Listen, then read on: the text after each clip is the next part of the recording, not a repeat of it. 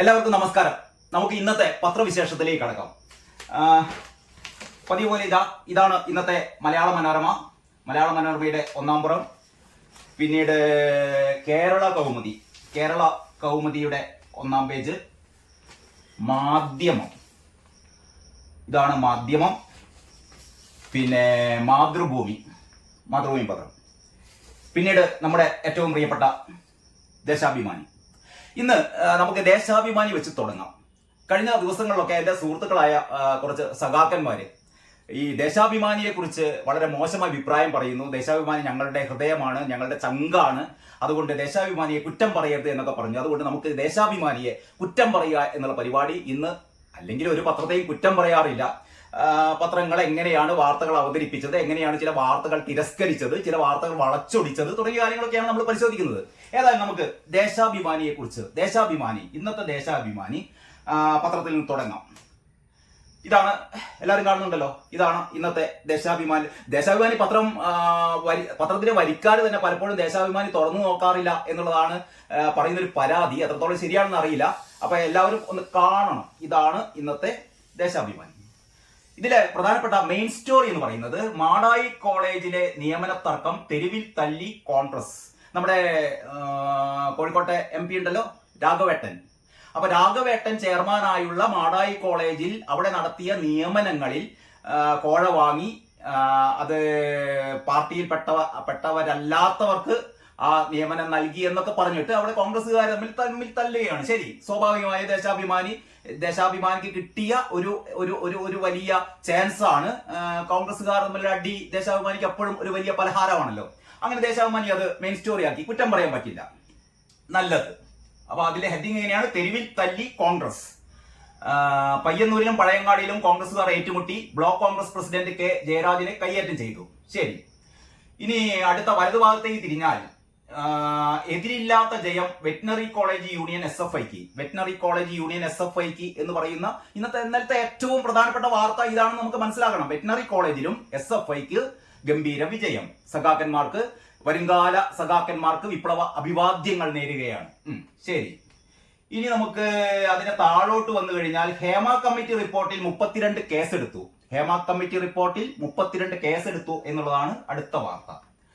പിന്നീട് സിംഗിൾ കോളത്തിൽ 2034 ഫുട്ബോൾ ലോകകപ്പ് സൗദിയിൽ എന്ന് പറയുന്ന വാർത്തയുണ്ട്. 1 കോടി രൂപ കള്ളപ്പണവുമായി BJP നേതാവ് പിടിയിൽ എന്ന് പറയുന്നൊരു വാർത്തയുണ്ട്. കള്ളവാർത്ത എന്ന് പറയില്ല എന്ന് ഞാൻ നേരത്തെ ശബ്ദം ചെയ്തുകൊണ്ട് ഈ വാർത്തയെ കള്ളവാർത്ത എന്ന് ഞാൻ പറയുന്നില്ല. 1 കോടി രൂപ കള്ളപ്പണവുമായി BJP നേതാവ് പിടിയിൽ. ഞാൻ മറ്റു പത്രങ്ങളൊക്കെ നോക്കിയപ്പോൾ BJP നേതാവല്ല, ഇയാള് പണ്ട് BJPയുടെ ഒരു മണ്ഡലം പ്രവർത്തകനായിരുന്നു എന്നാണ് മനസ്സിലാക്കുന്നത്. ഇതിൽ വാർത്തയിൽ പറഞ്ഞെന്താണെന്നറിയോ? രേഖകളില്ലാത്ത 1 കോടി രൂപയുമായി BJP നേതാവും കൂട്ടാളിയും പിടിയിൽ. BJP ആലത്തൂർ നിയോജക മണ്ഡലം വാർത്തയിൽ അങ്ങനെ പറയുന്നുണ്ട്. BJP ആലത്തൂർ നിയോജക മണ്ഡലത്തിലെ മുൻ ജനറൽ സെക്രട്ടറി എന്നിട്ട് പറയുന്നു. അപ്പം മുൻ മണ്ഡലം സെക്രട്ടറി അദ്ദേഹത്തിന് ഇപ്പം ഞാൻ അന്വേഷിച്ചിടത്തോളം BJPയുമായി ബന്ധങ്ങളൊന്നുമില്ല. അപ്പൊ പഴയ ഒരു BJPയുടെ മണ്ഡലം ഭാരവാഹി 1 കോടി രൂപ കള്ളപ്പണവുമായി പിടിച്ചു എന്നുള്ളതാണ് തലക്കെട്ട്. എന്താ കൊടുത്തത്? 1 കോടി രൂപ കള്ളപ്പണവുമായി BJP നേതാവ് പിടിയിൽ. അപ്പം പ്രിയപ്പെട്ട സഖാക്കളെ, ഇത് ഒരു കള്ളവാർത്ത എന്ന് പറയുന്നില്ല, ഇത് തെറ്റിദ്ധാരണജനകമായ തലക്കെട്ട് എന്നും പറയുന്നില്ല. ഇതാണ് ശരിയായ തലക്കെട്ട് എന്ന് പറഞ്ഞാൽ, നമ്മൾ തലക്കെട്ടിൽ BJP ആയതുകൊണ്ട്, പ്രതിസ്ഥാനത്ത് BJPയുടെ പഴയ ഒരു നേതാവായതുകൊണ്ട്, മണ്ഡലം നേതാവായതുകൊണ്ട് നമുക്ക് BJP എന്ത് ചെയ്യണം? BJPയെ ആക്രമിക്കണം. BJPയെ ആക്രമിച്ചാൽ മാത്രമേ നമുക്ക് നിലനിൽപ്പുള്ളൂ. അതുകൊണ്ട് നമ്മുടെ തലക്കെട്ടിൽ ഇത്തിരി മായം ചേർത്ത്, കള്ളം എന്നൊന്നും പറയില്ല, ഇത്തിരി മായം എന്നല്ല പറയാ, തീവ്രത കുറഞ്ഞ തലക്കെട്ട്, അങ്ങനെ നമുക്ക് പറയാം. ഇതൊരു തീവ്രത കുറഞ്ഞ തലക്കെട്ടാണ്. അല്ലെങ്കിൽ എന്താ പറയാ, സഖാക്കന്മാരുടെ ഒരു ഭാഷ ഉണ്ടല്ലോ, ക്രമീകരണം. അങ്ങനെയാണല്ലോ. വിലക്കായിട്ട് കഴിഞ്ഞ ദിവസം ഞാൻ പറഞ്ഞിരുന്നു, മാവേലി സ്റ്റോറിൽ അല്ലെങ്കിൽ സിവിൽ സപ്ലൈസിൽ ചില സാധനങ്ങൾ വില കൂട്ടി എന്ന് പറയില്ല, വില ക്രമീകരിച്ചു. അപ്പോ ഏതായാലും 1 കോടി രൂപ കള്ളപ്പണവുമായി BJP നേതാവ് പിടിയിൽ എന്ന് പറഞ്ഞ ക്രമീകരിക്കപ്പെട്ട ഒരു വാർത്തയാണ്. ഇനി രസമൊന്നുമില്ല, നമുക്ക് ഏറ്റവും പ്രധാനപ്പെട്ട വാർത്തയിലേക്ക് വരുന്നു. അത് ഏറ്റവും അവസാനമാണ്. തദ്ദേശ ഉപതിരഞ്ഞെടുപ്പ്. നമുക്കൊക്കെ അറിയാലോ, ഇന്നലെ 31 വാർഡുകളിലേക്കുള്ള ഉപതിരഞ്ഞെടുപ്പ് നടന്നിരുന്നു. യഥാർത്ഥത്തിൽ എല്ലാവരും ആകാംക്ഷയോടെ കാത്തിരിക്കുന്ന ഒരു വാർത്ത എന്ന് പറയുന്നത് അത് തന്നെയാണ്. ഇന്നലെ തന്നെ ചാനലുകളിലൊക്കെ നമ്മൾ ആ വാർത്ത അറിഞ്ഞിരുന്നു. എങ്കിലും പത്രത്തിലാവുമ്പോൾ കുറേ കൂടി വിശദമായി അതിന്റെ കണക്കുകളൊക്കെ നമുക്ക് നമ്മുടെ നേർസാക്ഷ്യമായി കണ്ണിന്റെ മുന്നിൽ കാണുമല്ലോ. അപ്പൊ 31, അതായത് മനസ്സിലാക്കണം, 11 ജില്ലകളിലായിട്ടാണ് കേട്ടോ. 11 ജില്ലകൾ എന്ന് പറഞ്ഞാൽ ഏതാണ്ട് കേരളത്തിന്റെ അങ്ങോളം ഇങ്ങോളമുള്ള 31 വാർഡുകളിൽ നടന്ന ഉപതിരഞ്ഞെടുപ്പിൽ ആരൊക്കെയാണ് ജയിച്ചത്, ആർക്കൊക്കെയാണ് നഷ്ടമുണ്ടായതെന്ന് അറിയാൻ നമുക്കൊക്കെ താല്പര്യമുണ്ട്. അപ്പൊ നമ്മൾ ആദ്യം ഇന്ന് സത്യം മാത്രം പറയുന്ന, നേരത്തെ അറിയാൻ എന്ന് നമ്മളൊക്കെ ഗോവിന്ദൻ മാഷ് പറയുന്നു. ഇത് മാത്രമേ വായിക്കാൻ പാടുള്ളൂ. ഞാൻ ഇന്ന് മുതൽ ഗോവിന്ദൻ മാഷിന്റെ ആരാധകനാണ് കേട്ടോ. ഞാൻ ഇന്ന് കുറച്ച് ഫോട്ടോസ് വാങ്ങുന്നുണ്ട്. ഒന്ന് നമ്മുടെ ഇവിടെ വേറെ കുറച്ച് ഫോട്ടോസ് ഒക്കെ ഉണ്ടായിരുന്നു. അതായത് പഴയ നേതാക്കന്മാരുടെ AKG, EMS അങ്ങനെയുള്ള ആൾക്കാരുടെ പടമൊക്കെ നമ്മൾ ഒഴിവാക്കുകയാണ്. AKG, EMSും VS അച്യുതാനന്ദനൊന്നും നമുക്ക് വേണ്ട. നമുക്ക് പിണറായി, ഗോവിന്ദൻ മാഷ്, റിയാസ്, ആര്യ രാജേന്ദ്രൻ, PP ദിവ്യയുടെ പടം ഏറ്റവും വലുത്. PP ദിവ്യ, P ശശി, PK ശശി, പിന്നെ ആരോടപ്പാ, നമ്മുടെ ആരോഗ്യവകുപ്പ് മന്ത്രി നമ്മുടെ വീണ ജോർജ്, പിന്നെ മറ്റേ വീണയും, നമ്മുടെ CMRL നിന്ന് കൈക്കൂലി എന്ന് പറയാൻ പാടില്ല, CMRL നിന്ന് പ്രത്യേക പാരിതോഷികം വാങ്ങിയ മുഖ്യമന്ത്രിയുടെ മകൾ വീണ വിജയൻ സഖാവ്, അവരുടെയൊക്കെ ഫോട്ടോ ആണ് ഇനി മുതൽ നമ്മൾ എന്താ പറയാ നമ്മുടെ ഇവിടെയൊക്കെ ഭിത്തിയിലൊക്കെ തൂക്കി ഇന്ന് മുതൽ നല്ല വെടിപ്പുള്ള സഖാവായി മാറാൻ പോവുകയാണ്. അപ്പൊ അതിന്റെ ആദ്യപടിയായിട്ട് നമുക്കിത് നോക്കാം. അതായത് ഞാൻ നേരത്തെ പറഞ്ഞ പോലെ 31 വാർഡുകളിലേക്ക് നടന്ന തിരഞ്ഞെടുപ്പിൽ നമ്മുടെ LDFന് എന്താണ് നേട്ടമാണോ കോട്ടമാണോ നമുക്കറിയാം. കഴിഞ്ഞ കുറെ കാലങ്ങളായിട്ട് എന്ന് പറഞ്ഞാൽ കഴിഞ്ഞ ഈ ലോക്സഭ ഈ ലോക്സഭയല്ല കേട്ടോ, കഴിഞ്ഞ ലോക്സഭാ തിരഞ്ഞെടുപ്പിൽ അതായത് 2019 ലോക്സഭാ തിരഞ്ഞെടുപ്പിൽ 19 സീറ്റിലും പൊട്ടിയൊന്നും പറയാൻ പറ്റില്ല, ഒരു ക്രമീകരണം നടത്തിയിട്ട് ഒരു കനൽത്തരി മാത്രമായിരുന്നു ആലപ്പുഴയിൽ നമ്മുടെ ആരിഫ് എന്ന് പറയുന്ന ഒരു കനൽത്തരി. അത് കഴിഞ്ഞിട്ട് ഇങ്ങോട്ടേക്ക് നടന്ന ഉപതെരഞ്ഞെടുപ്പുകളിലൊക്കെ പാർട്ടി തോറ്റിട്ടൊന്നുമില്ല. അങ്ങനെയൊന്നും പറയുന്നത്, പാർട്ടി തോറ്റിട്ടൊന്നുമില്ല. പിന്നെ ജയിക്കുക എന്നുള്ളതല്ല, നമ്മുടെ പോരാട്ടമാണല്ലോ. പോരാട്ടത്തില് നമ്മുടെ ഉമ്മൻചാണ്ടിയുടെ മണ്ഡലത്തില് പിന്നെ ആരാ പറയാ PT തോമസിന്റെ മണ്ഡലത്തില് നമ്മുടെ ഉമാ തോമസ് ജയിച്ചത്, മറ്റേ ചാണ്ടി ഉമ്മൻ ജയിച്ചത്. അങ്ങനെ ഈ പറയുന്ന ഉപതെരഞ്ഞെടുപ്പുകളിലൊക്കെ നമ്മുടെ പാർട്ടിക്ക് ക്ഷീണം സംഭവിച്ചു എന്ന് പറയുന്നത്, നമ്മുടെ പാർട്ടി പൂർവാധികം കരുത്തോടെ നമ്മൾ പരാജയം ഏറ്റുവാങ്ങി. അങ്ങനെ ചുരുക്കി പറഞ്ഞാൽ 2024 എന്ന് പറഞ്ഞാൽ ഈ വർഷം നടന്ന ലോക്സഭാ തിരഞ്ഞെടുപ്പിലും നമ്മൾ ഭയങ്കര നേട്ടം ഉണ്ടാക്കി. കാരണം 2019 ക്ഷീണമൊക്കെ നമ്മൾ മാറ്റി. 20 ലോക്സഭാ മണ്ഡലങ്ങളിലും നമ്മൾ പുറകോട്ട് പോയെങ്കിലും നമ്മൾ ചേലക്കരയിൽ നമ്മൾ ജയിച്ചു. നമ്മുടെ മന്ത്രി രാധാകൃഷ്ണൻ ചേലക്കരയിൽ 39,400 വോട്ടിന്റെ ഭൂരിപക്ഷത്തിൽ ചേലക്കര പിടിച്ചെടുത്തു. അങ്ങനെ നമ്മൾ ചേലക്കരയല്ല, ആലത്തൂർ ചേലക്കര ഇപ്പൊ നടന്ന നമ്മുടെ നിയമസഭാ ഉപതെരഞ്ഞെടുപ്പാണല്ലോ. അങ്ങനെ ആലത്തൂർ മണ്ഡലം രമ്യ ഹരിദാസിൽ നിന്ന് നമ്മുടെ മന്ത്രി നമ്മുടെ എന്താ പറയാ മറന്നുപോയല്ലോ, പോട്ടെ. അപ്പോ രാധേട്ടൻ പ്രിയപ്പെട്ട രാധേട്ടൻ ജയിച്ചു. ഞാൻ അങ്ങനെ നീട്ടിക്കൊണ്ട് പോകുന്നില്ല. അങ്ങനെ ചുരുക്കി പറഞ്ഞാൽ അതിനുശേഷം നടന്ന, അതായത് ഇക്കഴിഞ്ഞ മറ്റു ഉപതെരഞ്ഞെടുപ്പുകളിൽ, അതായത് ചേലക്കരയും, അതായത് ആലത്തൂരില് ഒരു കനൽത്തരി, അത് നേരത്തെ 2019 ആരിഫ് എന്ന് പറയുന്ന കനൽത്തരി, 2024 നമ്മുടെ കെ രാധാകൃഷ്ണൻ എന്ന് പറയുന്ന കനൽത്തരി. നമുക്കൊരു കനൽത്തരി ഉണ്ടല്ലോ, അത് നല്ലതാണ്. അതാണ് നമ്മുടെ ശക്തി എന്ന് പറയുന്നത്. അതായത് 19 മണ്ഡലങ്ങളിൽ തോറ്റാലും അതൊന്നും ഒരു തോൽവിയല്ല, അതൊക്കെ ഒരു പോരാട്ട വിജയമാണ്. ഞാൻ CPM-നെ കുറ്റപ്പെടുത്തില്ല, ദേശാഭിമാനിയെ കുറ്റപ്പെടുത്തില്ല. നമ്മൾ ഇന്ന് മുതൽ നമ്മുടെ മാർക്സിസം, കമ്മ്യൂണിസമൊക്കെ ഉപേക്ഷിച്ച് ഇന്ന് പിണറായിസമാണ്, റിയാസിസമാണ്, PP ദിവ്യയിസമാണ്, P ശശീസമാണ്. അതാണ് വേണ്ടത്. അതാണ് നമ്മുടെ മുന്നോട്ടുള്ള നമ്മുടെ വെല്ലുവിളികളെ ഏറ്റെടുക്കാൻ വേണ്ടിയിട്ട് നമുക്ക് വേണ്ടത്.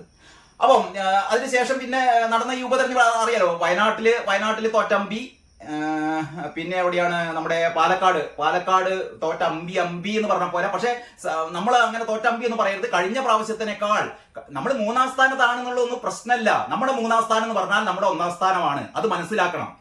ഈ വി ഡി സതീശനും കെ സുധാകരനും കെ സുരേന്ദ്രനും ഒക്കെയുള്ള കുറെ മാധ്യമങ്ങളും വലതുപക്ഷ മാധ്യമങ്ങൾ പിന്തിരിപ്പന്മാരായ കെ സുരേന്ദ്രൻ, അതിനേക്കാൾ വലിയ പിന്തിരിപ്പന്മാരായ സതീശൻ, സുധാകരൻ തുടങ്ങിയ ആൾക്കാർക്കൊന്ന് മനസ്സിലാക്കണം. നമ്മുടെ 3-ാം സ്ഥാനം എന്ന് പറഞ്ഞില്ല 1-ാം സ്ഥാനത്തേക്കാൾ അപ്പുറമാണ്. കാരണം ഞങ്ങൾ മതേതര ജനാധിപത്യ വിപ്ലവ സൂര്യന്മാരുടെ പാർട്ടിയാണ്.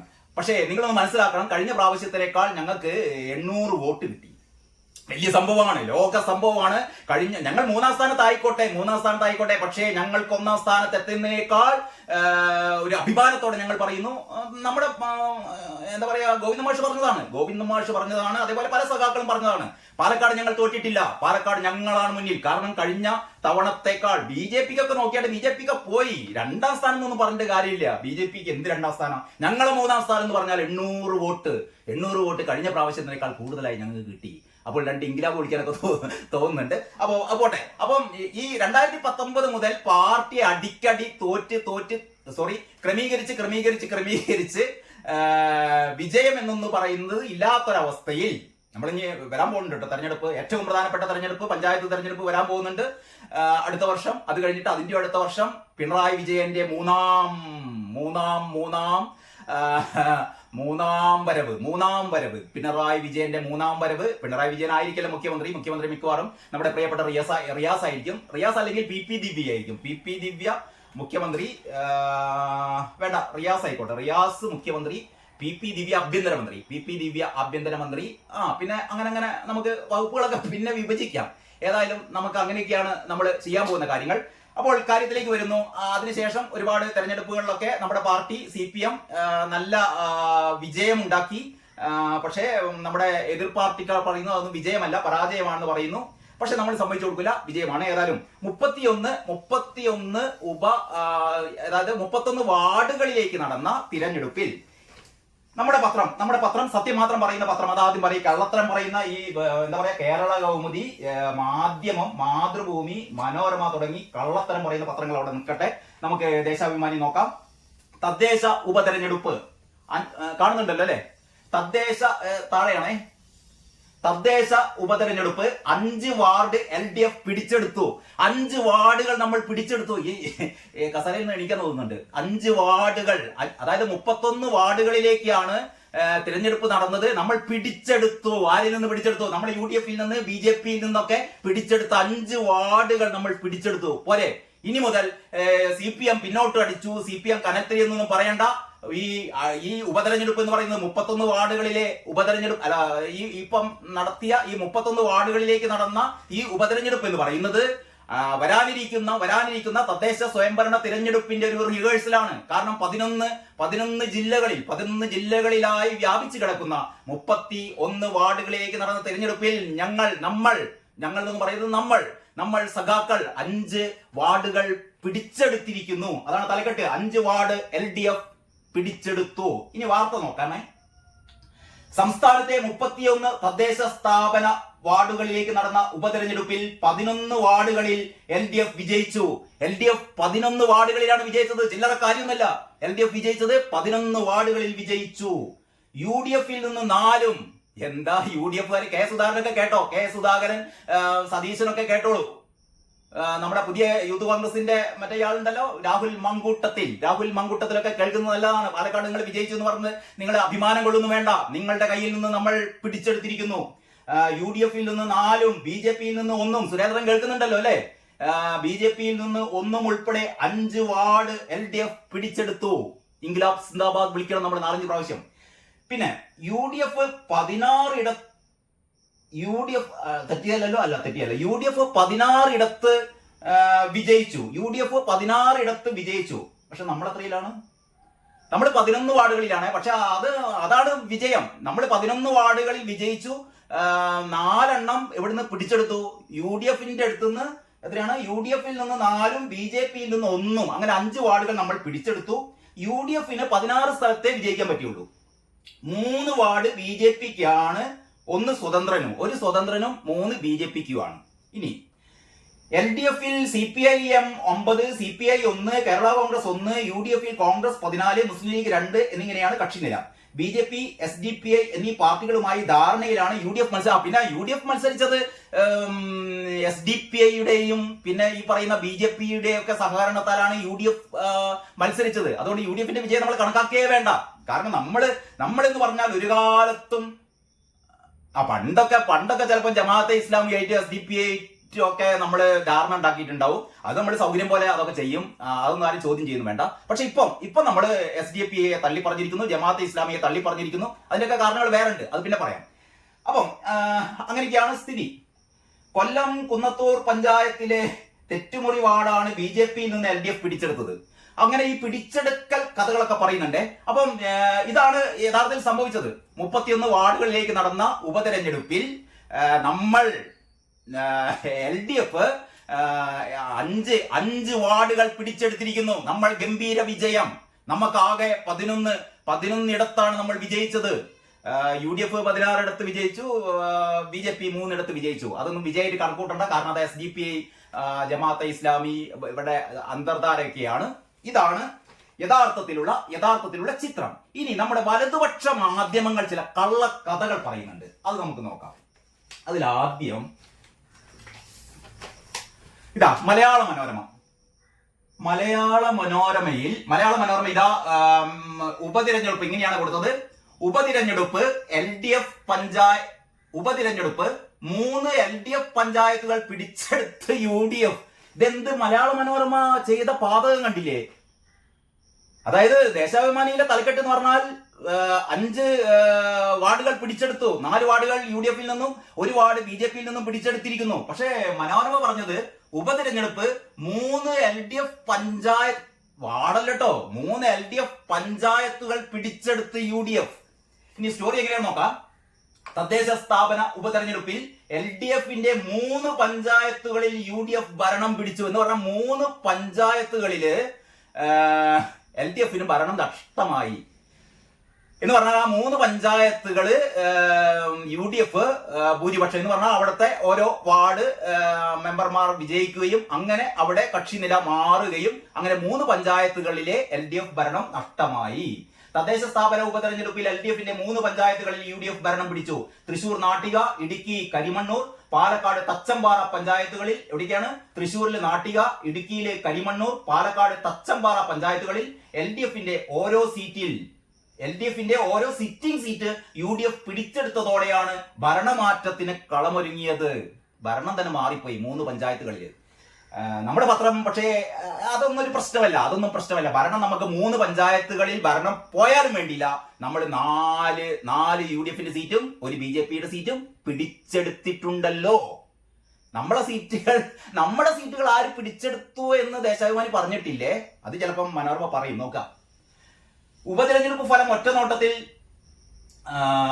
Sitting seat UDF പിടിച്ചെടുത്തതോടെയാണ് ഭരണമാറ്റത്തിന് കളമൊരുങ്ങിയത്. ഉപതെരഞ്ഞെടുപ്പ് ഫലം ഒറ്റ നോട്ടത്തിൽ പഴയ സീറ്റ് നില ബ്രാക്കറ്റിൽ. ഇതാണ് നമ്മളൊക്കെ അറിയേണ്ട ഒരു കാര്യം. അതായത് ഒറ്റ നോട്ടത്തിൽ നമുക്ക് ഇങ്ങനെ മനസ്സിലാക്കാം. ആകെ തെരഞ്ഞെടുപ്പ് നടന്നത് 31 സ്ഥലത്ത്. ഉപതെരഞ്ഞെടുപ്പ് ഫലം ഒറ്റ നോട്ടത്തിൽ പഴയ സീറ്റ് നില ബ്രാക്കറ്റിന്റെ ഉള്ളിലുണ്ട്. ആകെ വാർഡ് 31. ആരാണ് കള്ളം പറയുന്നത്, ആരാണ് സത്യം പറയുന്നത് എന്ന് ഇനി നിങ്ങൾക്ക് വിലയിരുത്താം. അതായത് ആകെ വാർഡ് 31. UDF-ന് ബ്രാക്കറ്റിൽ പഴയ സീറ്റ് നില ബ്രാക്കറ്റിലുണ്ട്. അതായത് UDF-ന് 17 സീറ്റിലാണ് UDF വിജയിച്ചത്. അത് ദേശാഭിമാനി 16 സീറ്റിനെ പറയുന്നുള്ളൂ. 1 സീറ്റ് സ്വതന്ത്രൻ വിജയിച്ചു എന്നാണ് ദേശാഭിമാനി പറയുന്നത്. പക്ഷേ മനോരമ പറയുന്നു 17 സീറ്റും UDF-നാണ്. ഇനി ബ്രാക്കറ്റില് അതൊരു ഞെട്ടിപ്പിക്കുന്ന കാര്യമാണ്. ബ്രാക്കറ്റില് കഴിഞ്ഞ തവണത്തെ സീറ്റ് നിലയാണ്. UDF-ന് കഴിഞ്ഞ തവണ 13 സീറ്റായിരുന്നു ഉണ്ടായിരുന്നത്. 13 സീറ്റ് UDF ഈ തെരഞ്ഞെടുപ്പിൽ 17 വർദ്ധിപ്പിച്ചു. അപ്പോൾ 31 വാർഡുകളിലേക്ക് നടന്ന ഉപതെരഞ്ഞെടുപ്പിൽ UDF-ന് കഴിഞ്ഞ തവണ 13 സീറ്റായിരുന്നു ഉണ്ടായിരുന്നത്. അത് ഈ തിരഞ്ഞെടുപ്പിൽ 17 സീറ്റായി അവർ ഉയർത്തി. 4 സീറ്റ് അവർക്ക് കൂടി. മറ്റൊന്ന്, അവർ 3 പഞ്ചായത്തുകളിൽ ഭരണം പിടിക്കുകയും ചെയ്തു. ഇതിന്റെ അടിസ്ഥാനത്തിൽ 3 പഞ്ചായത്തുകളിൽ LDF-ൽ നിന്ന് ഭരണം പിടിച്ചെടുക്കുകയും ചെയ്തു UDF. ഇനി LDF-ന്റെ സ്ഥിതി എന്താണ്? LDF കഴിഞ്ഞ പ്രാവശ്യം 15 സ്ഥലത്ത് വിജയിച്ച LDF ഇത്തവണ 11 സ്ഥലത്തെ വിജയിക്കാൻ പറ്റിയുള്ളൂ. 15 സ്ഥലത്ത് കഴിഞ്ഞ പ്രാവശ്യം വിജയിച്ചതാണ് എന്ന് പറഞ്ഞാൽ നാല് വാർഡ് പോയി. 4 വാർഡ് കാക്ക കൊത്തി പോയി. പക്ഷെ ഇത് നമ്മുടെ ദേശാഭിമാനി പറയില്ല കേട്ടോ. കാരണം അതൊന്നും പറയാൻ പാടില്ല. അതൊക്കെ നമ്മുടെ വിപ്ലവ വീര്യം ചോർക്കും. അപ്പം അങ്ങനെയാണ് സംഭവിച്ചത്. ഇനി BJPക്ക് സംഭവിച്ചത്, BJPക്ക് കഴിഞ്ഞ പ്രാവശ്യം 3 ആയിരുന്നു, ഇപ്രാവശ്യവും 3. BJPക്ക് എവിടെയോ ഒരു സ്ഥലത്ത് BJPയുടെ ഒരു സീറ്റ് CPM പിടിച്ചെടുത്തു, വേറെ സ്ഥലത്ത് നിന്ന് UDF എന്നൊരു സീറ്റ് ഇങ്ങോട്ടേക്കും പിടിച്ചെടുത്തു. അങ്ങനെ കഴിഞ്ഞ പ്രാവശ്യം 3, ഇപ്രാവശ്യം 3. അപ്പോൾ ഇതാണ് നമ്മുടെ ഉപതെരഞ്ഞെടുപ്പിന്റെ ഫലം എന്ന് പറയുന്നത്. ആകെ 31 സീറ്റുകളിലേക്ക് ഉപതെരഞ്ഞെടുപ്പ് നടന്നു. ഈ ഉപതെരഞ്ഞെടുപ്പ് നടന്നതിൽ UDF 17 സീറ്റിൽ വിജയിച്ചു. കഴിഞ്ഞ പ്രാവശ്യം 13 വിജയിച്ചത്, ഇപ്രാവശ്യം UDFന് 17 സീറ്റ്. LDF കഴിഞ്ഞ പ്രാവശ്യം എത്രയാണ്? കഴിഞ്ഞ പ്രാവശ്യം 15 സീറ്റിൽ വിജയിച്ചവർ ഇപ്രാവശ്യം 11ലേക്ക് കൂപ്പുകുത്തി എന്ന് പറഞ്ഞാൽ ഇപ്പോഴാണ് നമുക്ക് ചിത്രം കിട്ടിയത്. മനസ്സിലായല്ലോ? അതായത് LDFന് 4 സീറ്റ് നഷ്ടമായി. LDFന് കഴിഞ്ഞ തവണത്തെക്കാൾ 4 സീറ്റ് നഷ്ടമായി. UDFന് കഴിഞ്ഞ തവണത്തെക്കാൾ 4 സീറ്റ് കൂടി. മാത്രവുമല്ല 3 പഞ്ചായത്തുകളില് LDFിൽ നിന്ന് ഭരണം പിടിച്ചെടുക്കാനും പറ്റി. BJP ഏതാണ്ട് ഒരു സ്ഥിരമായി കഴിഞ്ഞ തവണ 3, ഇപ്രാവശ്യവും 3. ഇതാണ് നമ്മുടെ ഉപതിരഞ്ഞെടുപ്പുകളുടെ ഫലം എന്ന് പറയുന്നത്. ഇനി എന്തുകൊണ്ടാണ് നമ്മുടെ പത്രം ഇതാ 5 വാർഡ് LDF പിടിച്ചെടുത്തു എന്ന് പറയുന്നത്? ശരിയാണിത്. കാരണം 5 വാർഡ് LDF പിടിച്ചെടുത്തിരുന്നു. ഇതേപോലെ UDF ഇവിടുന്ന് 9 വാർഡ് അങ്ങോട്ട് പിടിച്ചെടുത്തിട്ടുണ്ട്. UDF LDFന്റെ കയ്യിലുണ്ടായിരുന്ന വാർഡുകൾ അങ്ങേപ്പുറത്തേക്ക് പിടിച്ചെടുത്തിട്ടുണ്ട്. അത് മനോരമ വളരെ വിശദമായി പറയുന്നു. നറുക്കെടുപ്പിലൂടെ പ്രസിഡന്റ് സ്ഥാനം ലഭിച്ച പത്തനംതിട്ട കോന്നി ബ്ലോക്ക് പഞ്ചായത്തിൽ ഇളകൊള്ളൂർ ഡിവിഷൻ നിലനിർത്തിയതോടെ ഭരണമാറ്റത്തിൽ നിന്ന് UDF രക്ഷപ്പെട്ടു എന്ന് പറഞ്ഞു കഴിഞ്ഞിട്ട് UDFന് 13 സീറ്റിൽ 5 എണ്ണം നഷ്ടമായെങ്കിലും LDFന്റെ 9 സീറ്റ് പിടിച്ചെടുത്തു. ഇതാണ്, അതായത് UDFന് 13 സിറ്റിംഗ് സീറ്റിൽ 5 സീറ്റ് അവർക്ക് നഷ്ടമായി. 5 സീറ്റ് ശരിയാണ് ഇവർ പറഞ്ഞത്. ആര് പറഞ്ഞത്? 5 വാർഡ് LDF പിടിച്ചെടുത്തു. 5 വാർഡ് LDF പിടിച്ചെടുത്തപ്പോൾ UDF പിടിച്ചെടുത്തത് എത്രയാണ്? UDF 9 വാർഡ് പിടിച്ചെടുത്തു. അത് നമ്മുടെ സ്വന്തം പത്രം ആ കാര്യം പറഞ്ഞില്ല. ഇതിനെ നമ്മൾ എങ്ങനെയാണ് വിശേഷിപ്പിക്കേണ്ടത്? ഈ വാർത്തയെ നമ്മൾ എങ്ങനെ വിശേഷിപ്പിക്കണം? ഞാൻ തുടക്കത്തിൽ തന്നെ പറഞ്ഞു, കള്ളവാർത്ത എന്ന് പറയില്ല. ഇത് കള്ളവാർത്തയല്ലാതെ ഇതെന്ത് തരം വാർത്തയാണ് എന്ന് എൻ്റെ പ്രിയപ്പെട്ട സഖാക്കളായ സുഹൃത്തുക്കൾ പറഞ്ഞു തന്നാൽ ഉപകാരമായിരുന്നു. അപ്പൊ ഇതാണ് നമ്മുടെ പത്രം, ദേശാഭിമാനി പത്രത്തിന്റെ ഒരു സ്വഭാവം എന്ന് പറയുന്നത്. എങ്ങനെയാണ് വാർത്തകൾ വളച്ചൊടിക്കേണ്ടത്, എങ്ങനെ ഇത് മാത്രം ഒരുപാട് ഒരു ഗതികേട് ആലോചിച്ച് നോക്കണേ. നമ്മുടെ ഒരുപാട് സഖാക്കന്മാര് ഇത് മാത്രം വായിക്കുന്ന ആൾക്കാരുണ്ട്. ദേശാഭിമാനി മാത്രമേ വായിക്കുള്ളൂ. ചെറിയ സഖാക്കന്മാരൊന്നല്ല, ചില മൂത്ത സഖാക്കന്മാർ ഉൾപ്പെടെ മലയാള മനോരമ വായിക്കുന്നത് 99% സഖാക്കളാണ്. അത് വേറെ കാര്യം. പക്ഷേ അതിലൊരു 1%, 2% ഭയങ്കര പിണറായി ഭക്തി. പിണറായി എന്ന് പറഞ്ഞാൽ മരിക്കുന്ന ചില ആൾക്കാരുണ്ട്. പിണറായി എന്ന് പറയണ്ട, PP ദിവ്യ എന്നൊക്കെ പറഞ്ഞാലിട്ടല്ലോ. PP ദിവ്യ എന്നൊക്കെ പറഞ്ഞാൽ ഇങ്ങനെ ആവേശം കൊണ്ട് തള്ളുന്ന ആൾക്കാരുണ്ട്. അതായത് നവീൻ ബാബുവിനെ 51 വെട്ടി കൊല്ലേണ്ടതാണ് എന്നൊക്കെ ആവേശപൂർവ്വം പറയുന്ന ആൾക്കാരുണ്ട്. ഞങ്ങളെ PP ദിവ്യൻ എങ്ങനെ തൊടും, ഞങ്ങളുടെ PP ദിവ്യ, ഞങ്ങളുടെ ആര്യ രാജേന്ദ്രൻ എന്നൊക്കെ പറയുന്ന ആവേശം കൊള്ളുന്ന ആൾക്കാരുണ്ട്. അവരെ സംബന്ധിച്ചിടത്തോളം അവർ മാത്രമേ വായിക്കുള്ളൂ. അവർ വായിക്കുമ്പോ LDF 5 വാർഡ് പിടിച്ചെടുത്തു, രക്ഷപ്പെട്ടടാ, നമ്മൾ രക്ഷപ്പെട്ടു, 5 വാർഡാണ് നമ്മൾ പിടിച്ചെടുത്തതെന്നും പറഞ്ഞു കണ്ട് പന്തം കൊളുത്തി പ്രകടനവും മുദ്രാവാക്യം വിളിക്കാൻ പോകുന്ന സഖാക്കള് 9 വാർഡ് ഇവിടെ മറ്റൊരു പിടിച്ചെടുത്തിട്ടുണ്ട്. നിങ്ങളുടെ 9 വാർഡ് UDF കൊണ്ടുപോയി. എന്നിട്ടാണ് 5 വാർഡ് പിടിച്ചെടുത്തതെന്നും പറഞ്ഞും കണ്ട് ഇതാണ് നേരറിയാൻ നേരത്തെ അറിയാൻ. തൽക്കാലം ഈ വീഡിയോയിൽ ഇത്ര മാത്രം. നമുക്ക് ബാക്കി വിശേഷങ്ങൾ അടുത്ത വീഡിയോയിൽ പങ്കുവെക്കാം. ഏതായാലും എല്ലാവർക്കും നല്ല ഒരു ശുഭദിനം ആശംസിക്കുകയാണ്. സഖാക്കന്മാർക്കും ശുഭദിനം ആശംസിക്കുകയാണ്. അപ്പോൾ ദേശാഭിമാനി വീണ്ടും നമ്മൾ വായിക്കണം. വീണ്ടും വായിച്ച് പണ്ട് സീതിയാജി പറഞ്ഞ പോലെ ആ ഒരു സാധനം നമുക്ക് വരണം.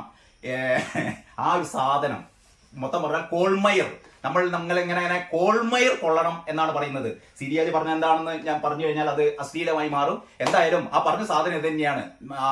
ആ കോൾമയർ ഉണ്ടാവട്ടെ എന്ന് ആശംസിച്ചുകൊണ്ട് തൽക്കാലം നിർത്തുന്നു. നന്ദി, നമസ്കാരം.